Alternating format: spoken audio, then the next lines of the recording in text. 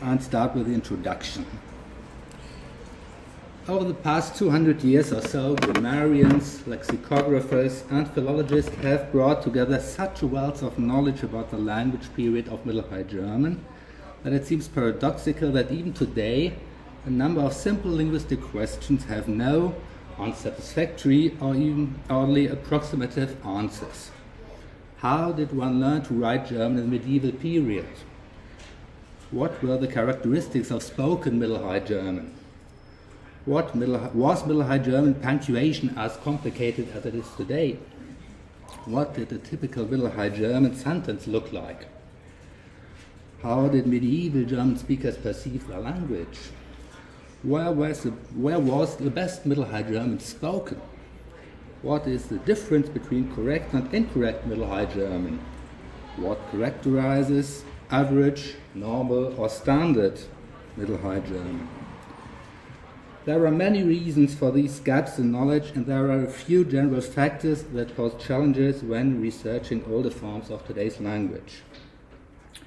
Middle High German is a so-called corpus language. Corpus languages differ from so-called informant languages in that they have no living speakers, namely informants, whose use of language could be observed and scrutinized. In the case of corpus languages, only the corpus of the transmitted text remains for such purposes. And you have to be quite lucky to ever find further material to make these corpora even the slightest bit bigger.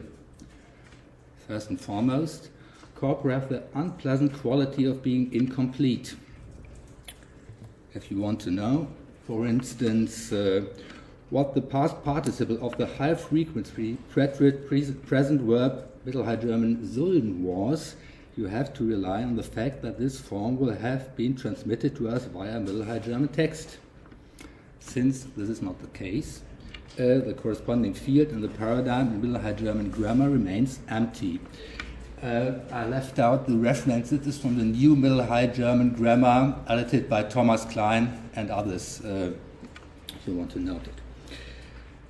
In the case of Middle High German and other vernacular languages of pre-modern Europe, we also need to consider that metalinguistic sources, i.e. text that contain statements about how the speakers of Middle High German saw their language, are very hard to come by. The main reason for this is that well into the early modern period, vernaculars were not considered worthy of grammar and rhetoric. The median of medieval grammar and rhetoric teachings was usually Latin. A consequence of the precarious way in which Middle High German is transmitted is the fact that historians of medieval vernaculars have to rely primarily on object language material as a basis for understanding the development of different levels of the language system, Graphemics, Phonology, Morphology, etc., as well as development in the field of language pragmatics, for instance, the history of forms of address or sociolinguistics. As such, this object language approach will also be in the focus of this lecture. Wherever possible, I will also present and analyze metalinguistic utterances by the historical speakers themselves, as these allow direct access to contemporary knowledge about language, even though these remarks can often appear unsystematic or even anecdotal from a modern perspective. In this context, it is important to avoid the temptation of teleology as much as possible. What's meant by that? One consequence of the fact that languages are subject to historical change is that certain linguistic surface phenomena are lost over time and others are added. The consequence of this for the language historian is that you must exert great caution in using the standards of contemporary language to judge historical language periods such as Middle High German. However, if one properly exercises this restraint, then it is relatively easy to establish that at the time of Middle High German there was neither punctuation in the modern sense nor any standardized norm that regulated its use. The more everyday and self-evident knowledge is, the easier it is for it to be lost over time. If the eaters of bygone eras had recorded their diets just as meticulously as the city clerks recorded their income and expenses, today's archaeologists would not have to comb through historical cesspits for traces of leftovers. If medieval writing lessons had not been oral, but based on proper textbooks, we would now have a much better understanding about the importance of spellings that appear unusual to us. Such methodological considerations apply in principle to the scientific handling of historical language material and are by no means specific to Middle High German. But before we get bogged down too much in the generalities, let us now focus our attention on this language period and, for the sake of simplicity, start by looking at the compound Mittelhochdeutsch, Middle High German. Which do the constituents Middle, High, and German really mean? If we take them in order and start with the constituent Middle, the time factor immediately comes into play, i.e. the dimension that is the basis of every historical consideration. The temporal dimension is of interest to us for two reasons. First, I will briefly address the question of the extent to which the historical character of languages was or even could be discussed during the Middle High German period. The preliminary consideration seems important to me, since it is the historical character of natural languages that will form the basis of the structure of the next sessions, in the course of which I will give you a longitudinal representation of Middle High German on the basis of the textual tradition. The periodization model on which this longitudinal representation is based is the second reason to examine the temporal dimension of the Middle High German language period in more detail. So first, constituent time. Essentially, the fact that natural languages undergo changes over time was by no means unknown in the Middle Ages.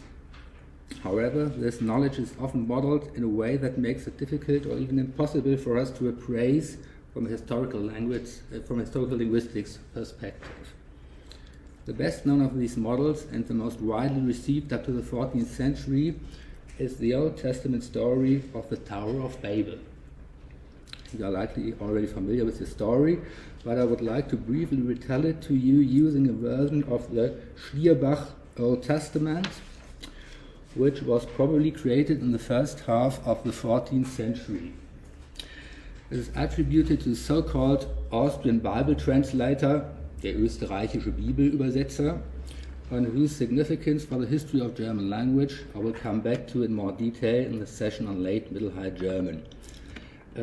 One practical remark, usually for longer text passages I will read you the original, but the translation will be behind me or on the handout. So, we'll start. Und do die Leut nach der Sintflucht gemehrt wurden und das Erdreich hin und her besessen hätten, do kommen die von Orient in das Land Sena, Donu Babylon leid, und ließen sich da nieder.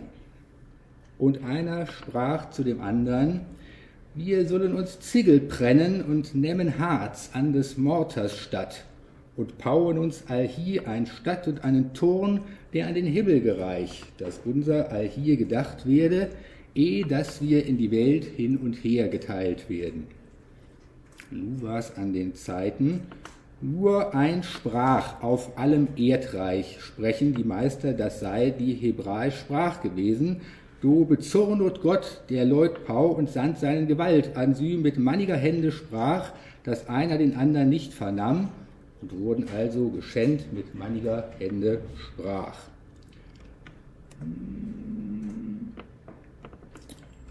Als sie noch heut in der Wälde hin und her sind, und mussten von dem Pau lassen und wurden also in die Wälde gestreut, und davon wird dieselbe Stadt Babylon genannt, das spricht ein Stadt der Schanden, wann sie zu Schanden all da wurden. Why is such a model incompatible with a historical linguistics perspective? Firstly, linguistic development is not explained here genetically or by contact, but instead by divine intervention. In other words, through a miracle. You can deal scientifically with miracles if you wish, but that would make you a theologian, not a linguist. Secondly, linguistic change is not treated here with impartiality, but is instead interpreted negatively as divine punishment for human hubris, a tendency that will continue to shape the assessment of linguistic change, even when doubts about the Babylon myth prevailed towards the end of the Middle Ages. We can read about its linguistic deconstruction in no uncertain terms in Dante's Divina Commedia, completed in 1321, when Adam, in the 26th canto of Paradise, moved the beginning of the history of language back to before the building of the tower. La lingua ch'io parlai fu tutta spenta, innanzi che all'opera inconsumabile, fosse la gente inembrota attenta.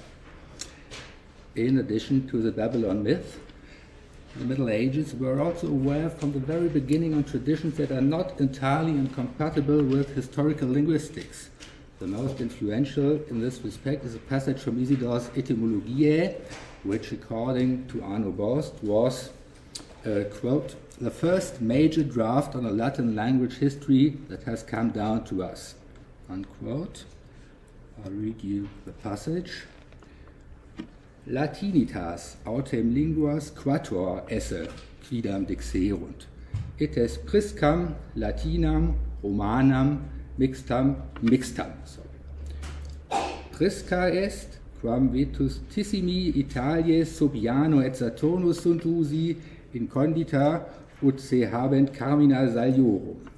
Latina, quam sub latino et regibus Tusci et ceteri in Latius sunt locuti, ex qua fuerunt duodecim tabulae scriptae.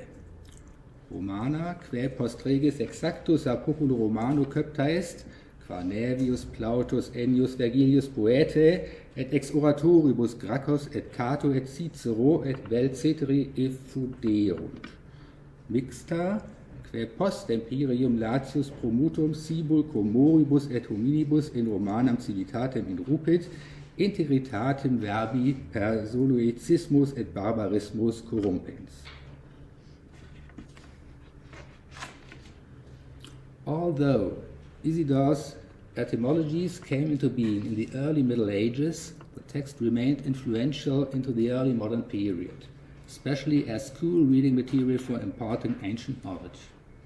The etymologies have survived in almost 1,000 handwritten texts and were printed in Augsburg by Günther Zauner as early as 1472. What is striking about the passage, in addition to the innovative focus on the history of language, is that here too linguistic change is presented as a process of decay, and of course the object language is Latin, the medium of clerical written culture.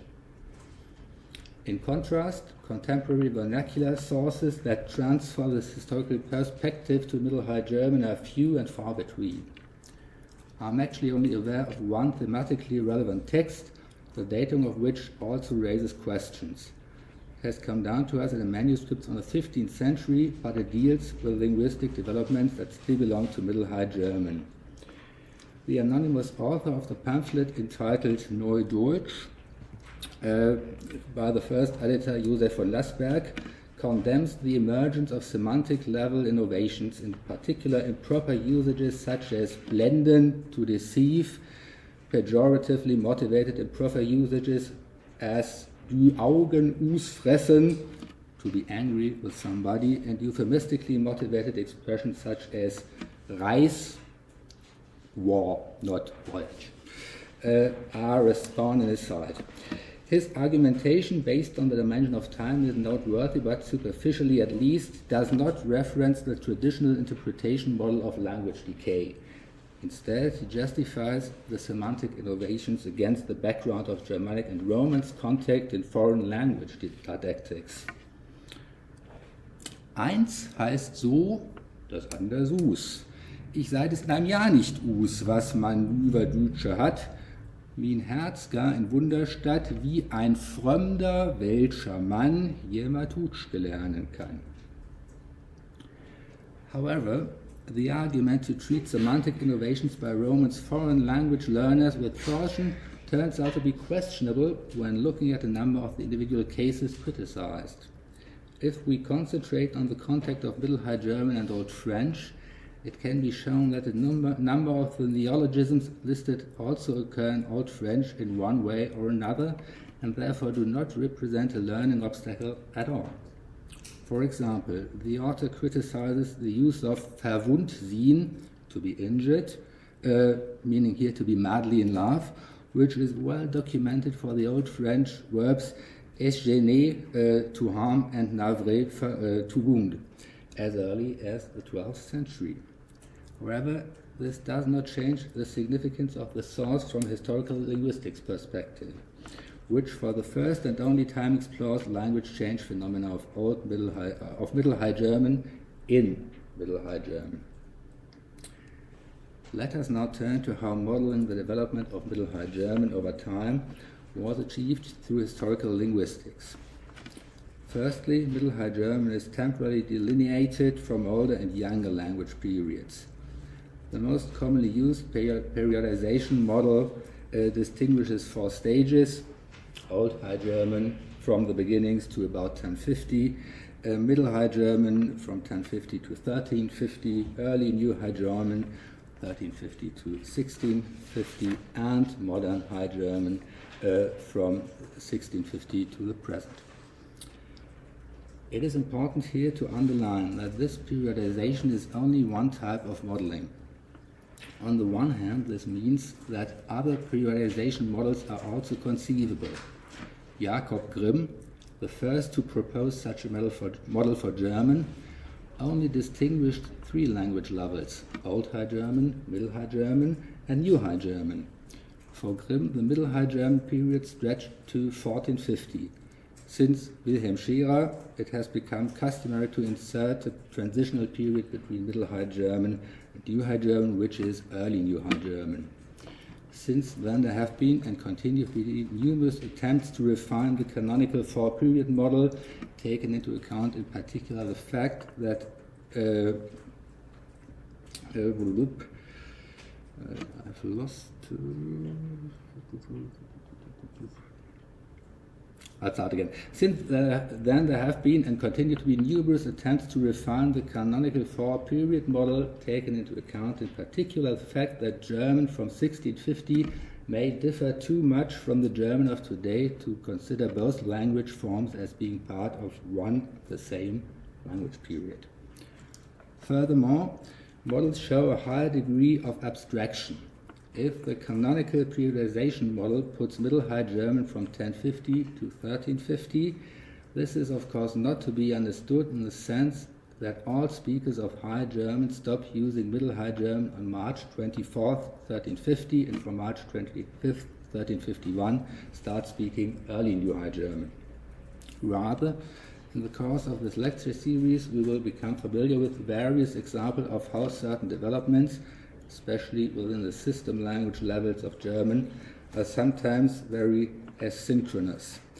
For example, the diphthongization of the Middle High German long vowels, where Middle High German I, U become New High German I, Oi, Au, took place in the extreme southeast of the High German language area as early as the end of the 12th century, while in the northwest it was not implemented until 400 years later, and in the extreme southwest not at all.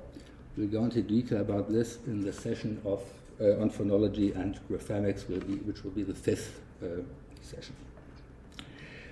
The degree of implementation of the New High German diphthongization affects the phoneme system of Middle and Early New High German and is therefore one of the intralinguistic periodization criteria. In order to delimit historical language stages, non-linguistic criteria are also used, which can be of historical, social, economic, or cultural origin. In many language histories, the accession of Charles IV to the throne in humanistic Prague in 1346 is used as a criterion for the beginning of the Early New High German period. Of course, internal and external language histories do not operate in isolation from one another. Both aspects are closely linked, and when researching linguistic change, it is not always clear what the chicken is and what the egg is. There were and are quite a few language historians, like Jakob Grimm, whom I just mentioned, who did not consider Middle High German to have ended around 1350, but instead 100 years later with the invention of the printing press. But did the standardization of letter forms caused by the printing press led to a general dismantling of linguistic variants, or was it conversely a standardization tendency that was already present in the late manuscript culture that contributed to the acceptance of the new medium of printing? A language historian with a focus on media history would probably tend towards the first assumption, while a language historian oriented towards action theory would tend towards the second. Ultimately, all linguistic periodization models prove to be axiomatic and therefore relative. Second constituent, space, Mittelhochdeutsch. With the asynchronous implementation of the New High German diphthongization, we have already arrived at the second constituent of the expression Middle High German, the adjective high. Unlike in everyday language, where High German is used synonymously with Standard German and denotes the supra-regional prestige variant of New High German, High German in linguistics is meant geographically and denotes the varieties in the south of the German language area, more precisely south of the so-called Benrad line, the detail of which we will return to in a later session, of course. All the variants north of this linguistic border are referred to as Low German, although looking at Low German and its historical language stages Old Saxon and Middle Low German would also be worthwhile. In this lecture we will deal exclusively with the history of medieval High German. The linguistic geographical division of German into a northern and a southern variety can be found in contemporary sources. One of the best-known metalinguistic statements about the German vernacular of the 13th century is the following sermon passage from Berthold von Regensburg, which dates to a period between 1250 and 1270. It explores the linguistic difference between speakers of Upper German and Low German. I'll read it. Ihr wisset wohl, dass die Niderländer und die Oberländer gar ungleich sind an der Sprache und an den Sitten. Die von Oberland, dorther von Zürich, die reden viel anders, denn die von Niederlande, von Sachsen, die sind ungleich an der Sprache. Jedoch so redet ein Niederländer gar rechter als ein Oberländer etwenne. Und er ist doch ein Niederländer, als der Gleichsener und die Gleichsenerinne. Die gebaren Rechte, als sie gein gottegehende Eggele sehen, und sind doch Schelke Schelken. Somewhat annoyingly, handbooks and language histories usually present the passage without its allegorical context. This ignores the fact that the intrinsically harmless linguistic geographical north-south distinction is not made here free of judgment. Berthold's sermon is not primarily about language, but about the much more important question for non-linguists of the 13th century, namely about who will be granted eternal salvation and who will be eternally damned. The speakers of Low German are compared to the hypocrites who behave like angels but have a devil in them. Whether the Upper German native speaker Berthold used the spatial metaphor high, low, without any further ulterior motives, or whether Low German was actually considered to be deficient in the 13th century cannot be clarified conclusively at this point. A somewhat different accent, which is also based on the knowledge of the distinction between northern, in this case Middle Dutch, and southern varieties, is put forth in a much-cited passage from the 13th century verse novella Helmbrecht by Werner der Gartenehrer, which you all well know. When he returns to his parents' farm, the eponymous hero wants to underscore his courtly culture by adorning his speech with all sorts of foreign language sprinklings, especially Flemish ones, and those that are supposed to sound like it. Snacken instead of sagen, paret instead of Pferd, weave instead of weep. Ei, was nacket ihr Geburekin und jenes Gun ehrte wief. Min Paret, minen klaren lief, soll reingeburig man ze waren nimmer gegriepen an. The further course of the narrative shows unmistakably that the text does not approve of such linguistic mixtures, since Heinrich the Chief has ascended through illegitimate means, namely through robbery and murder, he ends up on the gallows. Third constituent, language. Third constituent of the compound Middle High German designates no more and no less the language of German. However, a closer look at the history of language shows that the expression encodes key information for the historical sociolinguistics of the Old and Middle High German vernacular. Etymologically, German goes back to reconstructed Germanic adjective "theudiskas," which means pertaining to the people. In the tradition, it appears for the first time in 768, when the papal envoy George of Ostia reports on 2 English synods. English synods means here in the Germanic tribal areas. Of course, he does this in Latin. Singular capita perlecta sunt et tam latine quam theodisce quo omnes intellegere possent. The adverb theodisce refers here to the contrast between the official and prestige Latin language and the language of the indigenous population, the so-called vernacular language. So it's primarily about languages, not about ethnic groups. A differentiation of this usage can be found for the first time in a source from the year 842, the Strasbourg Oath, which is at the same time the oldest testimony of French. There it says, Ergo se decima calendas Martii Lodovicus et Carolus in civitate quae olim argentaria vocabatur nunc autem Strasburg vulgu dicitur convenerunt et sacramenta quae subta notata sunt Lodovicus Romana Carolus vero theudisca lingua juaverunt. Here, the adjective theudisca still denotes the Germanic vernacular, but this time not in contrast to the overlying Latin, but in contrast to another vernacular, Old French. It's only more than 200 years later that we encounter evidence of an expansion of the usage of theodisce.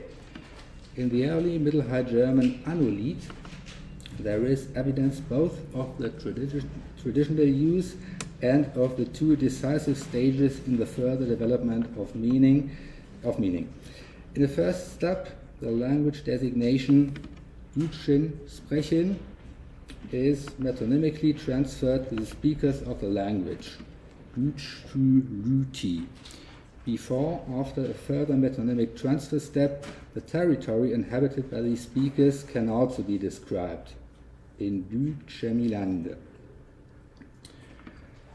Based on the spectrum of usages of Deutsch as documented in the Annulied, Middle High German would generally be the language that was used between Old and early New High German in the Germanic settlement area affected by the second consonant shift, whose inhabitants were characterized by the fact that, in certain situations, they did not use Latin but a vernacular which was not French. What exactly is meant by language here still requires sociolinguistic specification. Unlike modern German, Middle High German is not a standard language. What does that mean? We have already seen that the medieval German vernacular is characterized by large spatial differences.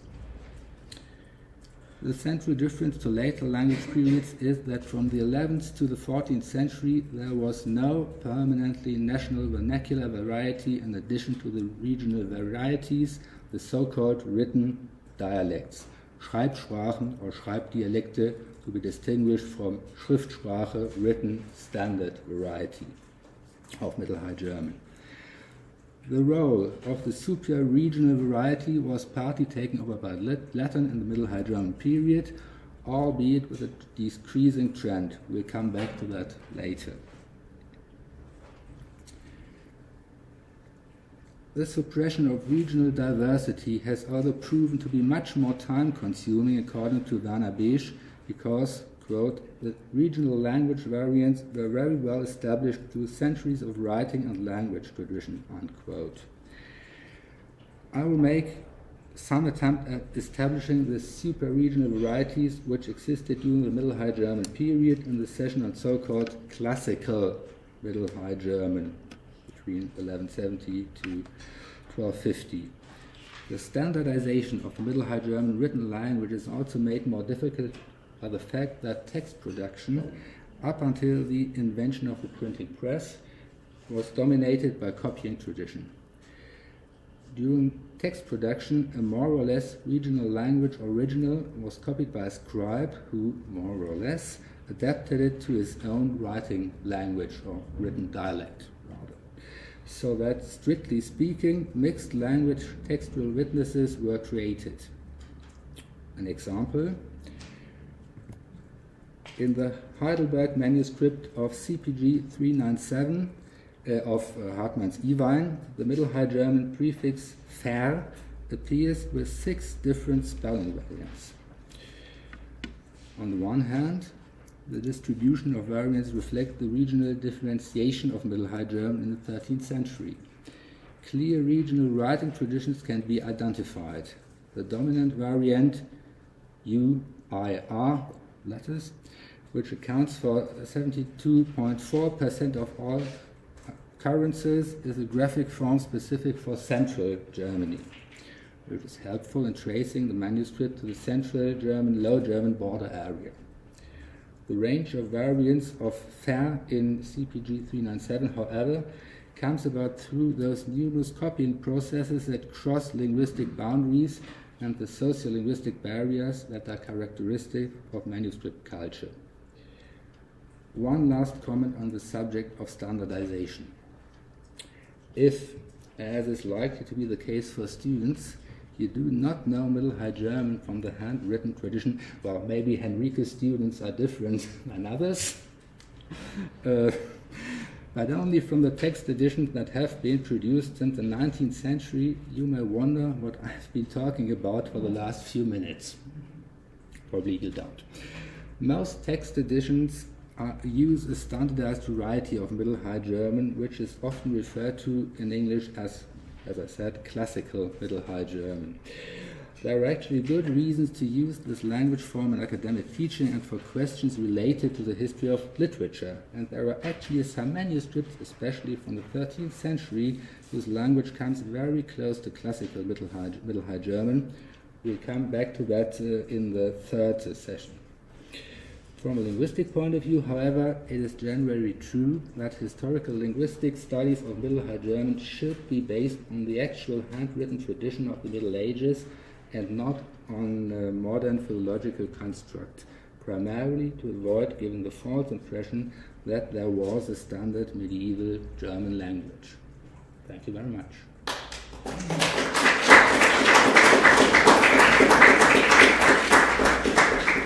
Brilliant. Many thanks. Well mastered. We may have some time to pose some questions, probably.